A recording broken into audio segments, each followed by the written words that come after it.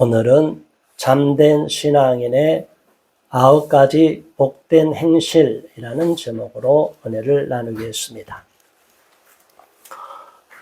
우리가 읽은 히브리서 말씀은 구약의 레위기, 신명기에 나와 있는 여러 가지 제사에 대한 그런 내용, 구약의 율법에 대한 내용이 많이 담겨 있습니다.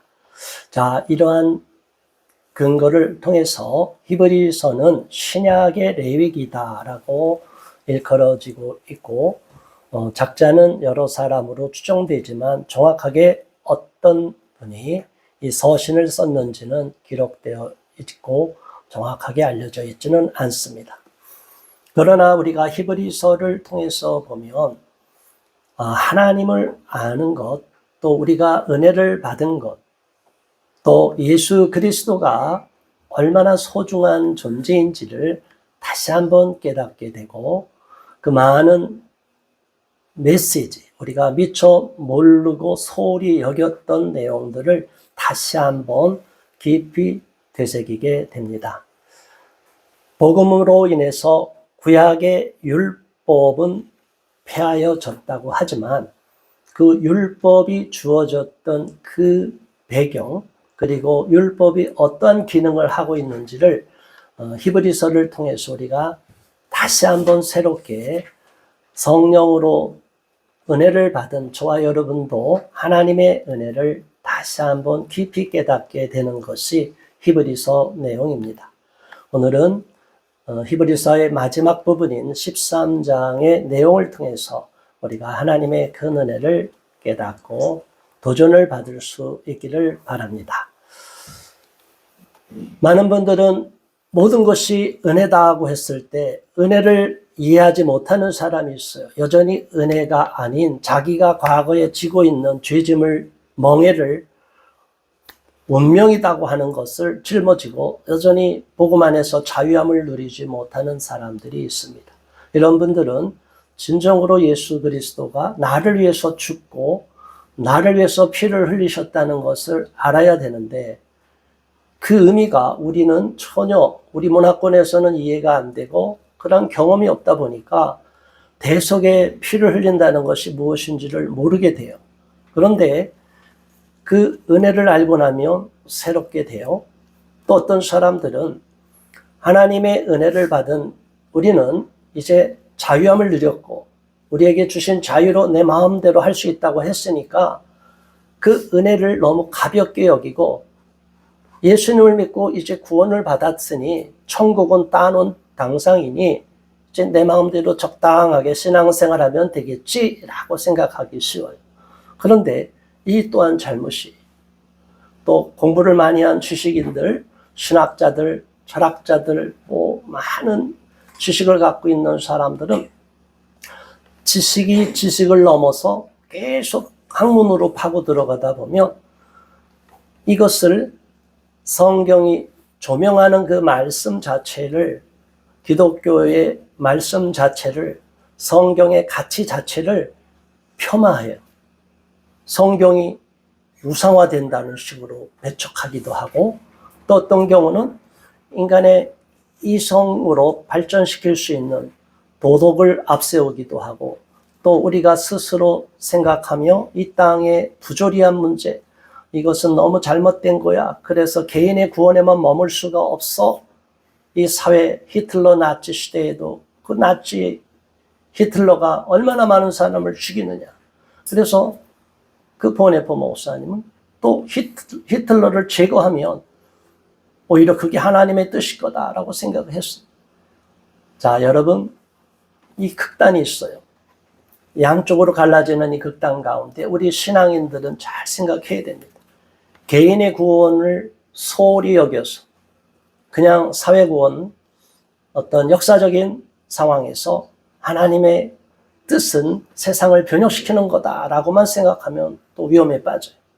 또 어떤 사람은 개인의 구원이 너무 소중하니 이 땅에 어떻게 흘러가든지 아무 상관이 없어. 우리는 그냥 나 혼자 구원받으면 돼. 이 나라가 왜 위험해? 왜 그렇게 나대고 있어? 왜 목사가 그렇게 이상한 소리를 해? 자, 여러분, 제가 여러분들과 나누고 페이스북에 올리는 그런 내용들이 어떠한 그런 단체에게는 엄청난 폭탄이 되는 거예요. 제가 속한 그 목회자들, 전혀 이런 생각 없는 사람들도 얼마나 많겠어요. 강제로 또 모처럼 모인다고 해서 몇백 명 모아놓은 데다가 제가 거기다가 그 포스팅을 올리면 안 되는데 올렸어요. 그랬더니 이제 난리가 났습니다. 이제 막 뛰쳐나가는 사람이 없나. 개인적으로 이 이상한 목사, 목사로서 그런 일을 하냐. 도저히 이해하는 거예요. 시인 소설 가면 글로 써나 표현할 거지. 뭐 이렇게 목사로 타이틀 달고 그 뒤는 내가 읽지도 않았어요. 무슨 얘기인지 안 하잖아요. 자, 여러분. 우리가 잘 알아야 돼요. 그래서 저는 두 양극단으로 흘러가는 이 순수한 보수주의라고 하고 복음주의라고 하는 사람들이 이거 중요한 거 알아요. 그런데 또 이거를 배척해서 문제가 있다고 그래서 지나치게 나가서 또 이성을 앞세우고 이념을 앞세워서 자유주의나 해방신학이나 이쪽으로 민중신학으로 나가는 거, 이것도 문제 있는 걸 알아요. 그런데 저와 여러분들이 역사적인 상황 속에서 하나님이 어떻게 성경 속에서 말씀하셨는지를 생각하면 이 두 가지를 접점을 삼아야 되고 두 가지에서 소중한 것을 알아야 돼요. 나 혼자 구원을 받는 것은 중요하죠. 우리 신앙은 나와 하나님과의 1대1 사이예요. 내가 먼저 구원을 받지 못하면 아무리 많은 공로를 세워도 소용이 없어요. 제가 많은 활동을 하도 하나님이 저와 관계가 끊어지고 제가 하나님의 은혜 가운데 거하지 않고 개인의 구원을 잃어버리면 아무 소용이 없는 거예요.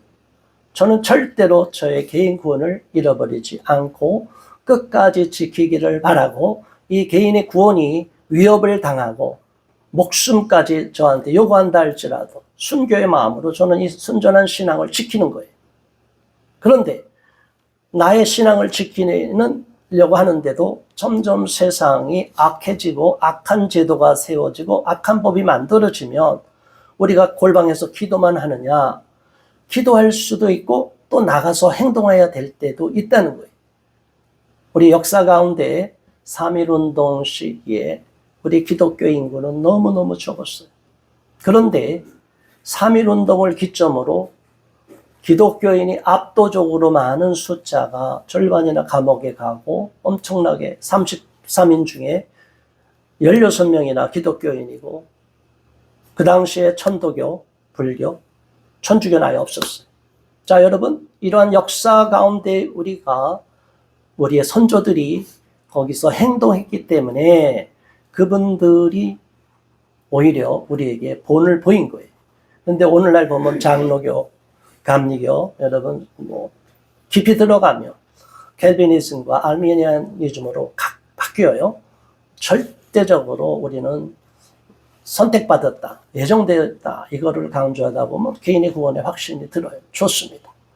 그런데 이 세상에 흘러가는 부분에 대해서 우리가 하나님께서 우리가 구원을 받았지만 선택을 받았지만 우리가 빛을 보고도 그 빛의 은혜에서 떨어진 자가 있다고 예수님도 말씀하신 거예요. 우리가 은혜를 받고 구원을 받아도 구원에서 벗어난 자가 있다는 거예요.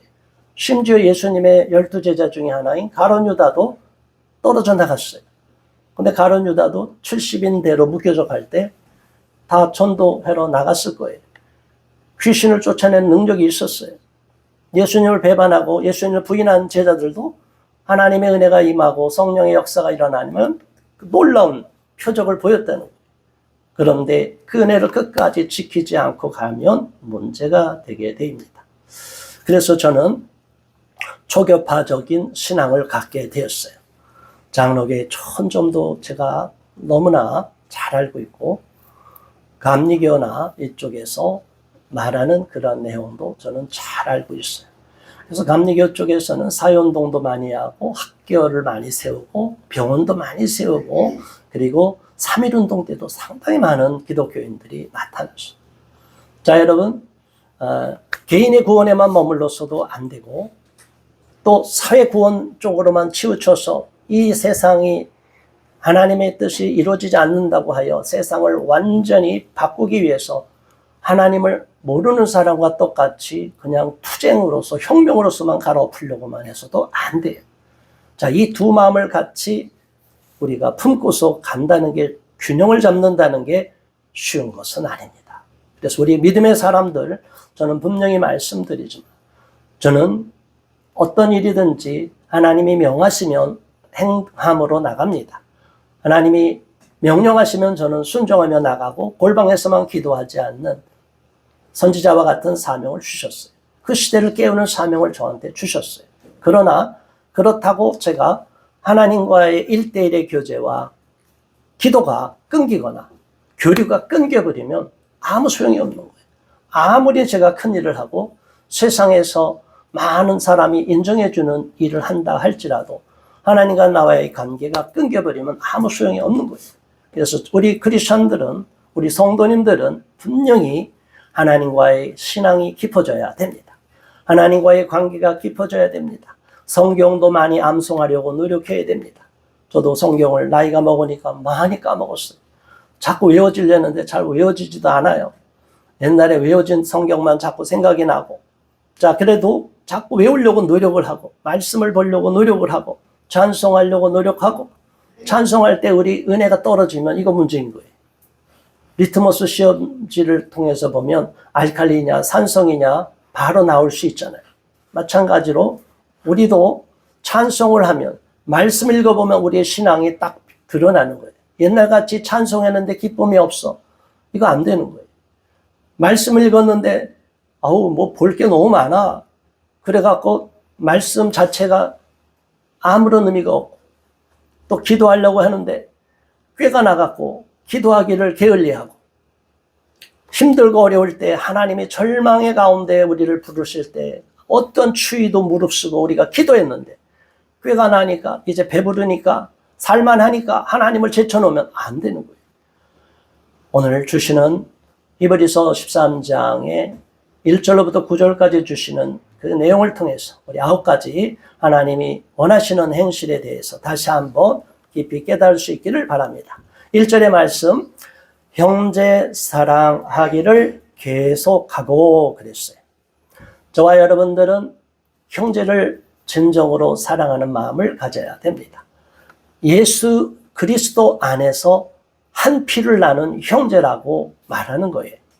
근데 사실은 육신의 형제들도 명절을 맞이했지만 어느 집안은 화목하지만 명절 때마다 싸움이 일어나는 집안도 많아요.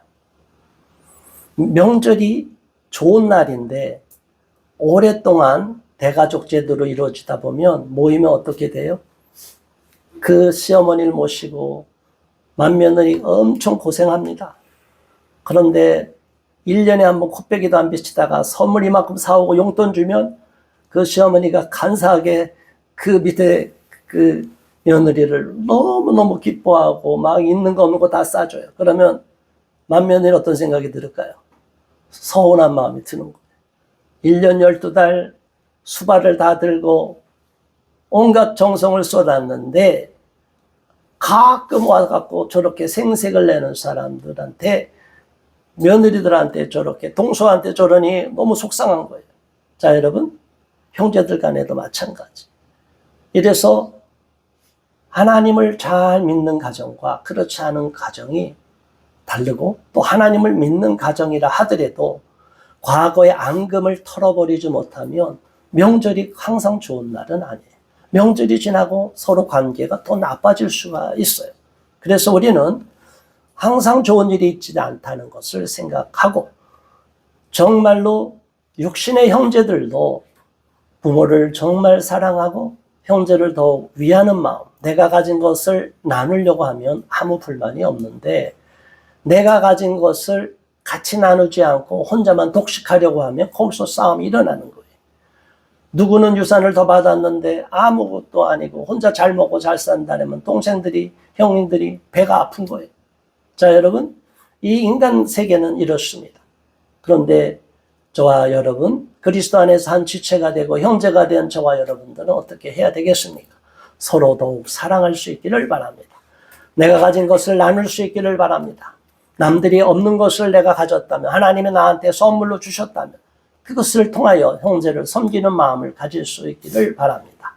그래서 우리 크리스찬들이 본이 되고 모범이 돼야 되는데, 우리 사회에 이런 명절을 맞이하고 가족 간의 대소사를 만들 때, 일어날 때 믿음의 사람들끼리라면 그냥 그러려니 하는데, 먼저 믿는 사람들이 궁색하게 살아도 비웃음을 당해요.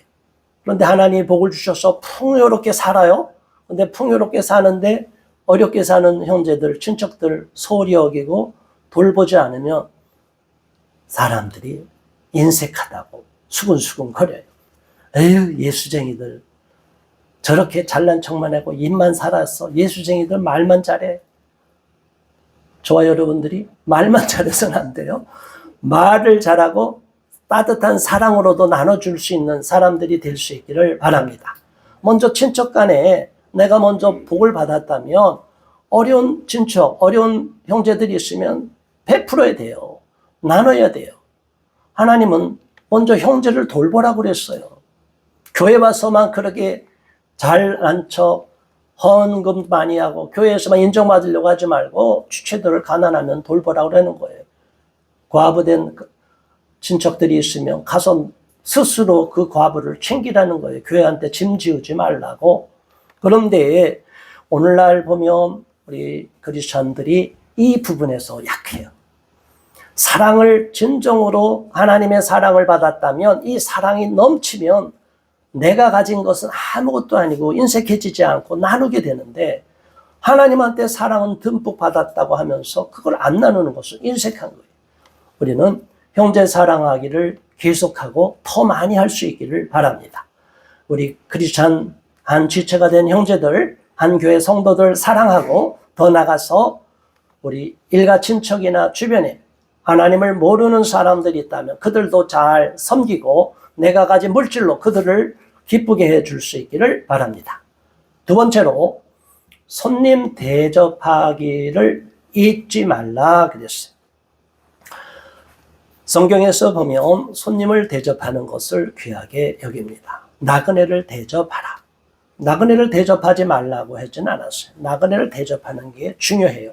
그런데 나그네를 대접하는 것이 진리에서 벗어난 것, 죄를 범하는 것보다 우선이다고 얘기하면 이건 잘못이지만, 나그네를 대접하고 손님을 대접하기를 기뻐하고 잘하는 것은 하나님께 칭찬받는 거예요.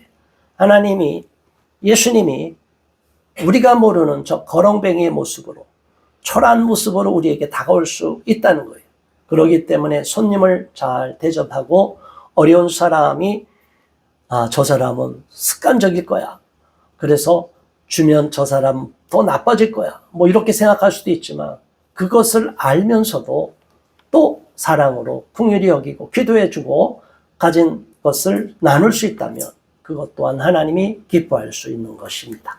부지 중에 천사들을 대접하고 부지 중에 예수님을 대접할 수 있게 되기 때문에 우리는 손님 대접하는 것을 기뻐하고, 우리가 이해관계가 없는 사람이다 할지라도 그들을 잘 대우할 수 있고 대접할 수 있기를 바랍니다. 3절의 말씀을 다 같이 봉독합니다. 너희도 함께 갇힌 것 같이 갇힌 자들을 생각하고, 너희도 몸을 가졌은즉 학대받는 자를 생각하라. 아멘. 자, 오늘 두 가지가 나와요. 첫 번째는 갇힌 것 같이 갇힌 자를 생각하라 그랬어요. 자, 사실은 이 말씀을 잘 이해하기가 어렵습니다. 이해하지 어렵다는 건 뭐냐면, 머리로는 아는데 피부로 와닿지는 않는다는 거예요. 감옥에 갇혀봐야 정말 얼마나 자유가 소중하고 고통 가운데 있고, 끼니가 제대로 먹고 싶을 때 먹지 못하고, 눕고 싶을 때 마음대로 눕지 못하고, 자고 싶을 때 마음대로 자지 못하고, 화장실도 공용으로 쓰고, 이거 말도 안 되는 고통 가운데 있는 거예요. 얼마나 힘들겠어요. 우리 남자들은, 대한민국 남자들은, 그래서 저는 어떤 면에서는 불행이고 손해라고 생각하지만, 저는 인생 가운데 군대로 징집된 것을, 제 인생을 돌아볼 때 가장 복된 시간이라고 생각합니다. 제가 편안하게 군 생활만 한 것도 아니에요. 그런데 군대 생활을 하면서 정말로 내가 원하지 않는 낯선 곳에 끌려가서 정말 나랑 모든 것이 맞지도 않고 대화도 안 되고 이런 친구들 뒤엉켜 갖고 같은 군인으로서 제복을 입고 어울릴 때, 만일 세상에 있으면 난 저런 친구 절대 안 사귈 거야 하는 친구들, 그냥 그 친구가 없으면 또 그 친구가 훈련 받을 때 내가 어려면 또 도와주고, 그러니까 하나님이 완전히 그냥 배추를 소금에 절이듯이 군대를 가면 내가 원하지 않는데도 그냥 끌려가서 거기에서 나를 다듬는 거예요. 자, 그 시간이 저한테는 지금 돌아보면 너무나 소중한 시간입니다. 너무나 괴로울 때 사방에서 제가 주목을 받을 때가 있어요. 너 왜 내가 갑자기 이런 상황에 빠졌나? 그럴 때 갑자기 전기가 딱 나간 적이 있어요. 여러분, 잠깐 전기가 나갔어요. 모든 사방의 어둠이 저를 덮었어요. 아무도 안 보여요. 그때 제가 하나님 감사합니다 그랬어요. 아무의 눈에도 드러나지 않고 제가 어둠에 파묻힐 수 있다니, 제가 존재가 사라져버렸으면 좋겠다 이런 마음이 들었는데, 전기가 딱 나가는 순간에 제가 그런 평안함을 느꼈어요. 근데 얼마 있다 전기가 또 들어왔어요. 사방에서 나를 다 주목하고, 이런 상황에 들어가면 끔찍한 거예요. 괴로운 거예요. 원하지 않는 상황에서 그 시간이 너무 힘들 때, 그럴지라도 그 시간을 통하여 하나님은 우리를 단련하시는 것을 믿으시기 바랍니다. 감옥에 갇혀 있는 자는 얼마나 더 어렵겠습니까? 군대보다도 더 어려운 게 감옥 아니에요. 이 감옥에 갇힌 자, 억울하게 갇힌 자들을 생각하고 그들을 위해서 기도해야 할 수 있는 저와 여러분, 그리고 찾아갈 수 있으면 찾아갈 수 있는 저와 여러분 되기를 바랍니다. 이어서 네 번째는 학대받는 자를 생각하라 그랬어요. 예수 그리스도를 믿는다는 이유로 핍박을 당하고 고난을 당하고 학대받는 사람들이 너무나 많아요. 제가 요즘은 이런 사회운동을 하면서 이 현실이 돌아가는 것만 보지만 이 기독교 뉴스를 통해서 순교자의 소식들이 쫙 들려오는 거 보면 지금도 전 세계에서 예수 그리스도를 인해서 핍박을 당하고 불태워 다 죽임을 당하고 매질을 당해 죽임을 당하고 너무나 끔찍하게 고통을 당하는 경우가 있어요. 지금도 이슬람권에서 예수를 믿고 나서 숨어서 신앙생활에도 들키면 어렵고, 다종교 사회라고 해도 압도적으로 힌두교인이나 무슬림이 있는 지역에서는 기독교인이 핍박을 받아요. 네팔에서도 핍박을 받아요. 자, 여러분, 이러한 핍박이 일어난다 할지라도 그 핍박 가운데서 견딜 수 있는 믿음을 지킨다는 것이 얼마나 어렵겠습니까? 목숨을 내놓고 신앙을 지켜야 되는 거예요. 그렇게 어려운 가운데 있는 이들, 학대받는 사람들, 예수 그리스도의 이름 하나로 순전한 믿음을 지키려고 하면 할수록 고난과 핍박과 학대가 있는 그 지체들을 위해서 우리가 날마다 기도하고 그들을 위해서 도울 수 있는 기회가 있다면 도움의 손길을 펴야 될 줄로 믿습니다. 우리가 이렇게 신앙생활 편하게 할 수 있는 것 너무나 감사한 거예요. 저는 하나님이 내 동족에게로 가라 하는 선지자가 있고 이방에게로 가라, 우리가 요나처럼 아수르로 가라 이렇게 이방으로 파송한 선지자가 있지만, 하나님의 사람으로서 같은 동족에게 가서 복음을 전하고 하나님 말씀을 전하라는 그런 선지자들이 더 많죠. 자, 그런데 저도 하나님의 사명은 동족에게로 가라는 그런 마음을 받았어요. 만일 제가 이게 아니라 사명이 이방민족에게로 가서 복음을 전하라고 하면 저도 선교사의 길로 갔을 거예요. 하나님은 우리가 어떤 상황으로 부름을 받을지 모르기 때문에 그 상황 가운데에서 최선을 다해야 되지만, 그렇다고 나는 저거와 상관이 없어 해서 나와 다른 사역을 하는 사람을 업신여기거나 무시해서나 외면해서는 안 된다는 거예요. 잊어버려서도 안 되는 거예요. 그래서 우리 교회는 할 수만 있거든 해외 선교를 위해서도 더 많은 후원을 할 수 있기를 바랍니다. 우리 교회에 더 넉넉한 재정을 주시고 더 많은 은혜를 주시면 지금은 아주 극소수의 사람에게만 보내지만 앞으로 더 많은 후원을 할 수 있도록 많은 선교사님들을 섬길 수 있기를 소망하는 것이 저의 간절한 꿈입니다. 자, 이제 다섯 번째의 말씀, 중요한 말씀입니다. 5절 함께 봉독합니다. 모든 사람은 결혼을 귀히 여기고 침소를 더럽히지 않게 하라. 음행하는 자들과 간음하는 자들을 하나님이 심판하시리라. 아멘. 오늘날과 같이 결혼이 폄하되는 시대가 없습니다. 결혼이 얼마나 소중하고 결혼 서약이 얼마나 소중한지를 잊어버리는 시대가 많아요.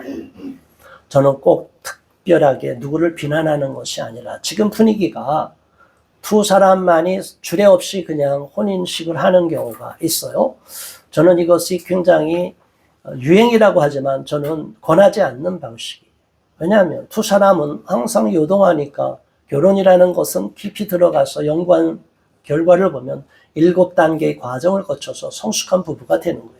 그 3단계의 과정에서 매력이 있다가 미움으로 바뀌었다가 힘을 겨루다가 치열하게 싸우다가 이 지지고 볶는 과정을 수십 년을 겪는 경우도 있어요.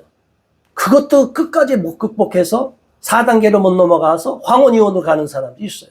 근데 둘을 어떻게 믿고 서로 두 사람만 약속을 해요? 유명한 사람들이 헤어질 때 서로 원수가 돼서 헤어지는 것보다 낫죠. 재판 이후로 헤어지는 것보다 낫지만 우리는 옛날같이 사랑할 수 없어서 헤어집니다라고 하는 이유를 대는 경우가 있어요. 여러분 그게 아름답게만 보이지만 전혀 그게 아니에요. 사랑할 수 있는 것, 옛날같이 사랑한다는 건 뜨거운 불타는 감정의 사랑이에요. 에로스의 사랑으로만 충만한 거예요. 로맨틱 사랑이에요. 여기에만 항상 머무르면 안 돼요. 평생 그렇게 하면 불타버려요. 우리 서로 제명이 못 죽어요. 하나님은 시기에 따라서 뜨거웠다가 차분해지면서 성숙해지는 과정을 주는데 옛날같이 사랑하지 못하니까 헤어진다는 말을 하면 안 되는 거예요. 사랑은 그래서 서약하고 혼인 서약할 때 그 배우자가 병들었거나 건강하거나 어려우나 힘드나 가난하나 부하나 예전에 아름다운 미모가 있을 때나 쭈그럭 할머니가 될 때나 사랑하는 마음 변치 않아야 될 줄 믿습니다. 그런데 배신하는 사람들이 너무나 많아요. 부부는 침소를 귀하게 여겨야 돼. 또 하나님은 행음한다는 건 결혼하기 전에 음란한 행실을 하는 걸 행음이라고 그러고 결혼한 후에 그런 범죄하는 건 간음이라고 그래요. 결혼이란 제도 자체를 중시 여기고 결혼의 가치를 소중히 여기는 사람은 마음대로 행음하지도 않고 마음대로 간음하지도 않아요. 그런데 결혼이란 가치를 하찮게 여기고 뭐 한 번 결혼해서 또 그냥 마음에 안 들면 헤어질 수 있지. 이런 잘못된 세상 문화에 빠지면 안 되는 거예요. 우리 기독교인은 철저히 기도하는 마음으로 준비해서 결혼하고 하나님이 짝져주신 배우자는 사망에 이르기까지는 헤어질 생각을 하지 말아야 돼요.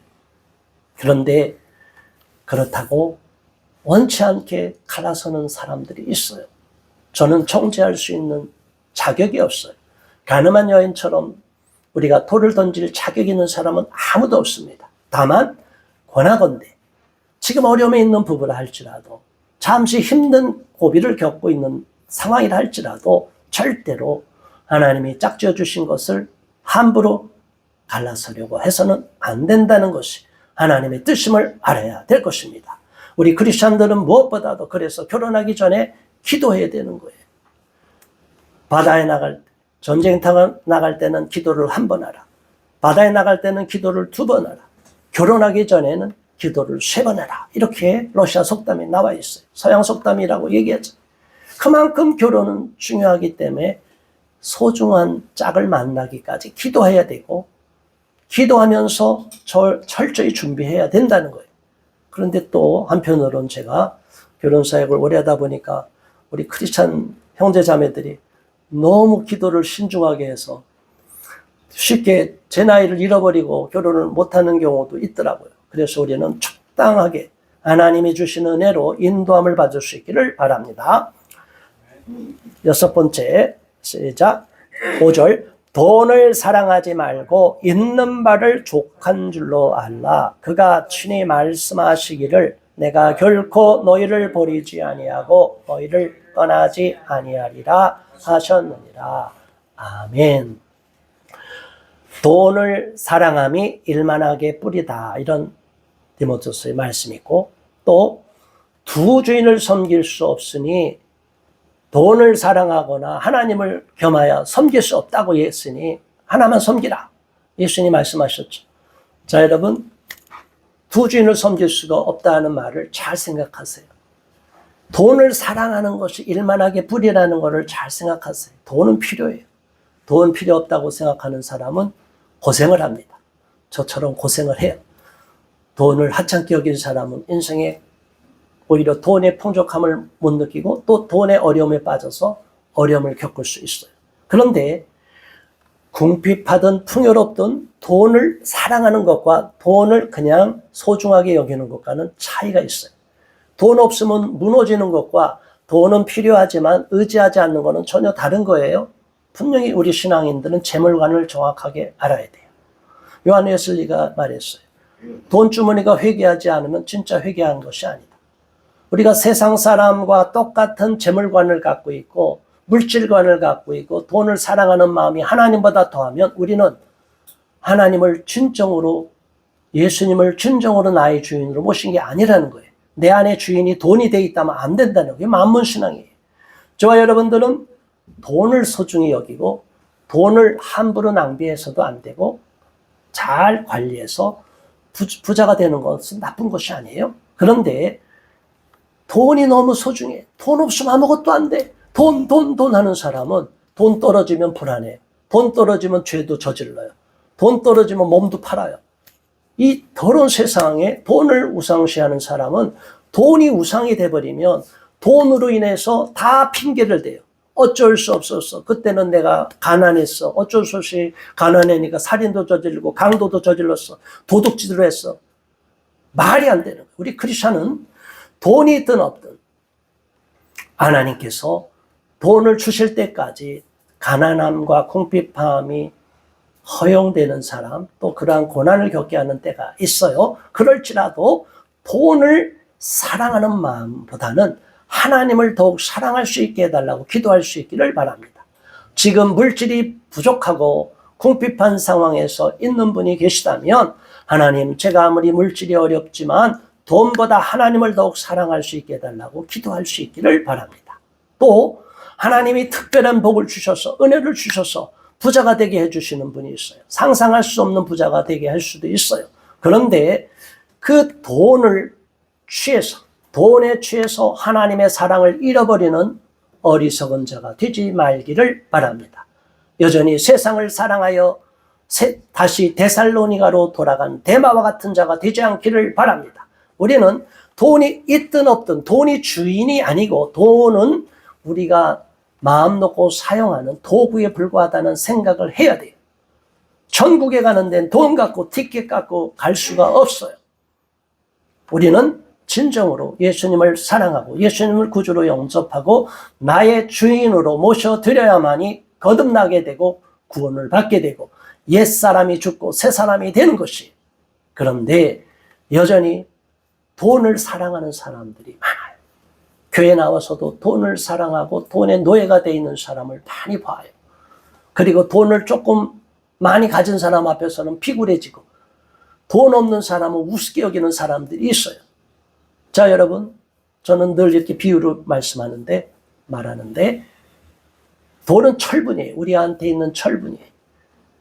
강력한 자력이 지나가면 그 있는 자장 있는 곳으로 가면 끌려 들어가는 것은 우리 안에 철분이 많았기 때문에, 유혹이라는 것은 자장과 똑같은 거예요. 그래서 우리 안에 이런 죄성이나 더러운 것이 남아있으면 그게 좌석한테, 세상의 강력한 자장한테 끌려가는 거예요. 돈에 자유한 사람은 돈 많은 사람이 있든 누가 되든 저는 개의치 않아요. 아무렇지 않아요. 돈이 많든 적든 그건 그 사람 것이고, 그 사람은 그 돈 갖고 지옥에 갈 수도 있고 진짜 천국에 못 갈 수 있는데 제가 무슨 돈을 부러워해요? 하나님, 우리에게도 돈을 필요한 만큼 주시고 일용할 양식을 주십시오라고 기도하되, 또 하나님이 넉넉한 물질을 준다고 하면 나 혼자 쓰지 말고 나눠 쓰라고 주신가 보다 이렇게 생각해야지, 인색하거나 혼자 부자가 되기를 애써서는 안 된다. 이 기본적인 재물관이 정립이 안 되면 신앙생활 오래 해도 소용이 없어요. 세상으로 돌아가는 사람을 제가 너무나 많이 봤어요. 없을 때는 하나님 앞에 눈물 콧물 짜고 새벽기도 그렇게 다니다가 갑자기 그 사람이 안 나타나. 왜 그러냐 했더니 어느 날 로또를 맞았대. 어느 날 부자가 됐대.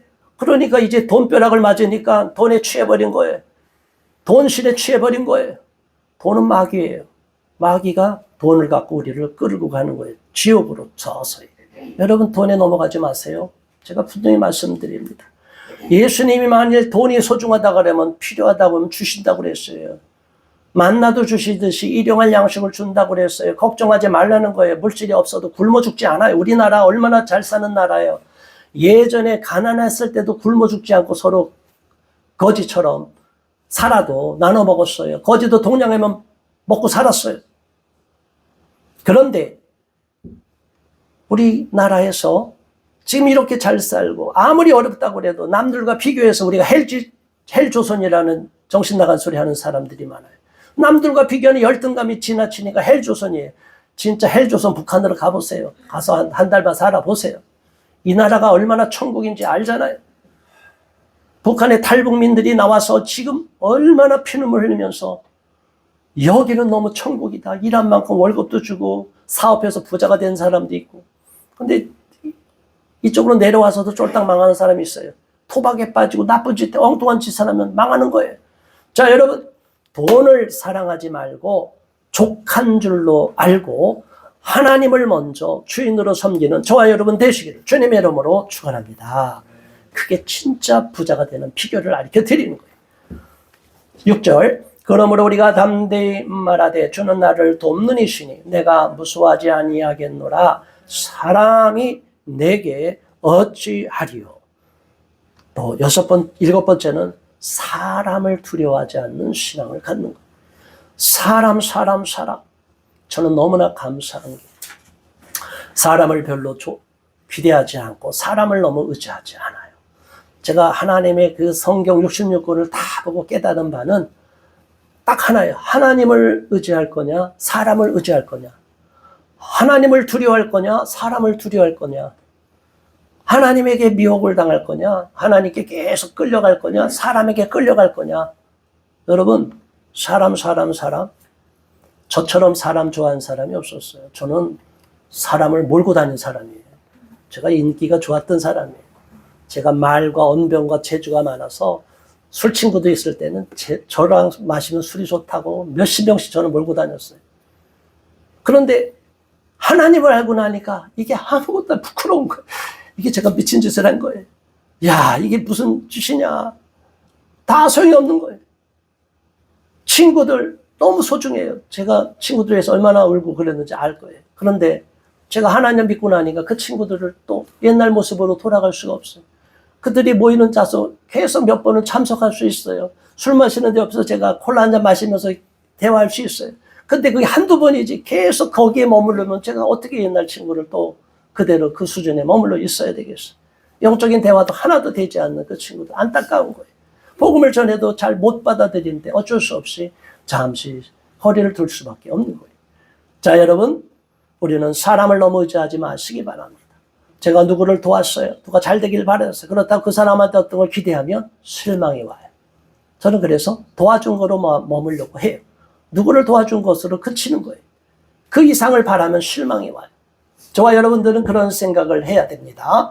사람들이 두려워하지도 말고 사람을 너무 의지하지도 말고 사람에게 너무 큰 기대를 하지도 말아야 되는 거예요.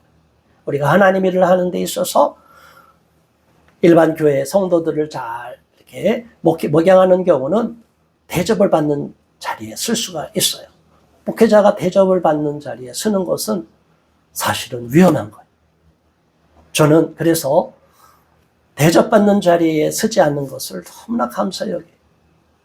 저도 큰 교회 부목사로부터 시작해서 그때 그냥 가만히 사람의 종이 돼서 눈치만 보고 손바닥 비볐으면 저도 편안한 길로 갔을 거예요. 그런데 그거는 사람의 종이 되는 거지 하나님의 종이 되는 게 아니에요. 저는 오히려 고난을 많이 받았지만 이게 더 하나님 앞에 복된 삶이라는 것을 고백하고 간증하게 되는 거예요. 그로 인해서 저는 누구도 의지하지 않고 누구에게도 기대하지 않고 오직 하나님만 바라보고 표대만을 바라보고 십자가만을 지고 달려갈 수 있는 믿음을 갖게 된 것입니다. 이것이 진정한 복임을 믿으시기 바랍니다. 이어서 7절의 말씀, 하나님의 말씀을 너희에게 일러주고 너희를 인도하는 자들을 생각하며 그들의 행실의 결말을 주의하여 보고 그들의 믿음을 본받으라. 아멘. 하나님을 먼저 잘 믿는 선배들, 선진들, 또 예수 그리스도를 믿고 순교한 그런 믿음의 본을 보이는 선진들을 잘 본받아 따라가라는 거예요. 앞서 인도했던 신앙의 스승이 되었던 사람들을 우리가 잘 따라가야 된다는 거예요. 그들의 행실의 결말이 예수를 믿다가 고난을 당하고 예수를 믿다가 순교를 한다 할지라도 그들의 삶은 하나님이 인정하는 삶이고 축복받는 삶이기 때문에 우리는 그런 삶을 본받고 그들의 행실을 한 걸음걸음을 따라가야 될 줄로 믿습니다. 그들의 믿음을 본받는 세상에 성공하고 세상에서 방송에 나오는 스타가 되는 삶을 부러워하지 말고 정말로 예수를 잘 믿고 신앙생활을 잘 믿고 이 땅에선 유명하지 않지만 무명한 자 같지만 유명한 자요 하나님이 더욱 인정해주는 신앙의 위대한 인물들을 우리는 본받고 그 앞선 믿음의 선배들, 스승들을, 인도자들을 겸손히 따라가야 될 줄로 믿습니다. 8절, 예수 그리스도는 어제나 오늘이나 영원토록 동일하십니다. 우리 예수님의 동일성 우리가 알죠? 마지막 9번째 9절 시작. 여러 가지 다른 교훈에 끌리지 말라. 마음은 은혜로서 굳게 함이 아름답고 음식으로서 할 것이 아니니 음식으로 말미암아 행한 자는 유익을 얻지 못하였느니라. 아멘. 머리 대신 그리스도를 붙잡아야 되고 진리 대신 예수님 하나님 말씀을 붙잡아야 되는데 여러 가지 교훈이 있어요. 요즘은 건강을 소중히 여기는 시대예요. 건강 소중해요. 여러분 자기 몸의 건강을 위해서 돈 아까워하는 사람 봤어요? 돈 아까워하지 않아요. 아낌없이 써요. 그런데 건강이 내 몸이 우상이 돼버리면 안 되는 거예요. 요즘은 몸신을 자기의 몸을 신앙으로 떠받드는 사람들이 너무나 많아요. SNS도 그 근육을 막 만들기 위해서 애쓰는 거 다 좋아요. 그것도 건강을 위해서 필요하다면 좋아요. 저는 누구를 폄하하는 거 아니에요. 그런데 거기에 빠져서 내면은 가꾸지 않고 신앙은 가꾸지 않고 우리 크리스찬들이 그런 세상의 사람들 모습을 그대로 부러워하기만 하면 안 된다는 거예요. 더 나아가 오늘은 음식에 대해서도 말하는 거 아니에요. 음식의 규례, 구약에서도 음식을 가리라 엄청 까다롭게 말씀했잖아요. 그러다 보니까 음식에 대해서 여러 가지 절차를 만들고 음식 그리고 더 나가서 음식을 찾아 세계 여행을 꿈꾸는 사람들이 너무나 많아요. 내가 마지막에 돈 벌어서 전 세계 크루즈를 타고 다니면서 온 세상의 음식과 여행지를 다 가는 게 꿈인 사람들이 있을 거예요. 저는 그 꿈이 없어요. 어쩌다가 누가 꼭 가고 싶다 해서 그게 편하다고 그래서 성지순례는 크루즈를 가면 좋겠다 이런 얘기를 해요. 그래서 우리 교회 성도들 언젠가는 크루즈로 한번 성지순례 갈 거예요. 저도 아직 성지순례 안 가봤어요. 아니 목사님이 아직까지 성지순례도 안 가봤어요. 예, 저는 안 가봤어요. 기회가 안 되니까 안 간 거예요. 갈 돈이 없어서 못 갈 수도 있고 또 시간이 안 돼서 못 갈 수 있는 거예요. 그렇다고 성지순례 못 갔다고 제 신앙이 떨어진 건 아니에요. 그런데 성지순례는 꼭 가고 싶어요. 가면 은혜가 새로울 거예요. 더 기도하고 준비를 많이 하고 성지순례를 가면 그 땅은 거룩한 사람들이 있지는 않아요. 지금 이스라엘 사람들은 육적인 이스라엘 사람들은 오히려 우리 기독교인을 아직도 죽이려고 하고 핍박하려고 하고 그렇지만 예수님의 발자취가 있는 그 지역 한 걸음을 걸으면서 우리 하나님이 주신 이 말씀을 다시 한번 깊이 은혜를 받을 수 있을 거라고 저는 믿기에 성지순례를 가기를 소망하는 거예요. 그런데 이게 예수 그리스도보다 앞서서는 안 된다는 것을 말하는 거예요. 우리는 머리 대신 그리스도를 붙들어야 되고 이 어떤 음식이든 세상의 모든 다양한 문화 풍조든 본받지 말고 따르지 말고 오직 하나님의 말씀을 앞세우고 예수님을 앞세우며 날마다 천성을 향하여 달려가는 주님의 자녀가 되시기를 예수 그리스도 이름으로 축원합니다. 오늘 우리 모두 주신 9가지 행실을 잘 이행할 수 있는 복된 자가 되시게 해달라고 합심하여 기도하겠습니다. 주여 할렐루야. 하나님 아버지 고맙습니다. 감사합니다.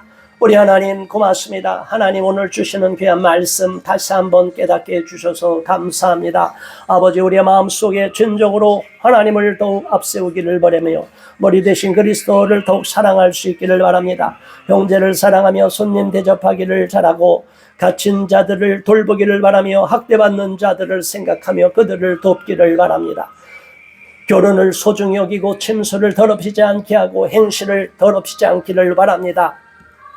돈을 사랑하지 않고 오직 하나님을 더욱 사랑하며 하나님보다 돈을 사랑하는 어리석은 죄에 빠지지 않기를 바랍니다.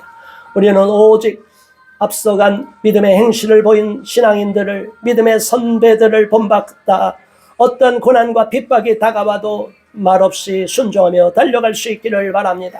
우리 하나님 앞에 더욱 충성할 수 있기를 바랍니다.